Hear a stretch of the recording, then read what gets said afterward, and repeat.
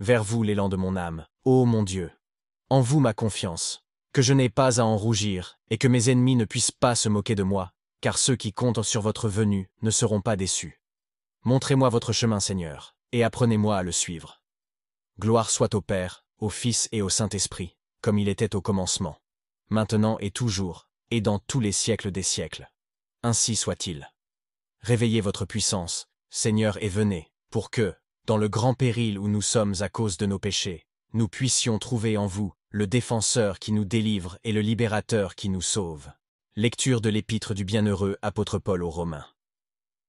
Mes frères, vous savez en quel temps nous sommes. C'est l'heure de nous réveiller enfin du sommeil, car maintenant le salut est plus près de nous que lorsque nous avons embrassé la foi.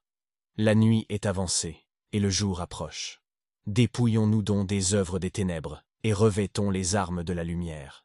Marchons honnêtement, comme en plein jour, ne nous laissant point aller aux excès de la table et du vin, à la luxure et à l'impudicité, aux querelles et aux jalousies. Mais revêtez-vous du Seigneur Jésus-Christ, et ne prenez pas soin de la chair, de manière à en exciter les convoitises.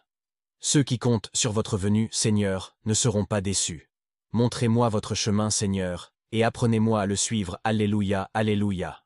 Faites-nous voir votre miséricorde, Seigneur, et donnez-nous votre Sauveur. Suite du Saint-Évangile selon saint Luc. En ce temps-là, Jésus dit à ses disciples, « Il y aura des signes dans le soleil, dans la lune et dans les astres, et, sur la terre, une angoisse des nations inquiètes du fracas de la mer et de son agitation, les hommes expirant de frayeur et d'anxiété pour ce qui doit arriver à l'univers, car les puissances des cieux seront ébranlées. Alors on verra le Fils de l'homme venant dans une nuée, avec grande puissance et grande gloire.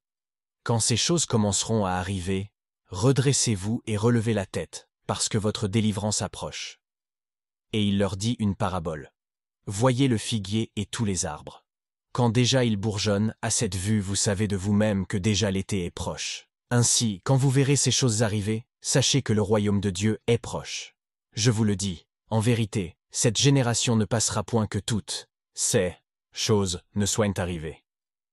Le ciel et la terre passeront, mais mes paroles ne passeront point. Vers vous l'élan de mon âme, ô mon Dieu, en vous ma confiance, que je n'ai pas à en rougir et que mes ennemis ne puissent pas se moquer de moi, car ceux qui comptent sur votre venue ne seront pas déçus. Seigneur, que ces offrandes sacrées exercent leur pouvoir pour nous purifier, et nous fassent approcher plus purs de celui qui les a créés. Le Seigneur donnera sa bénédiction, et notre terre produira son fruit.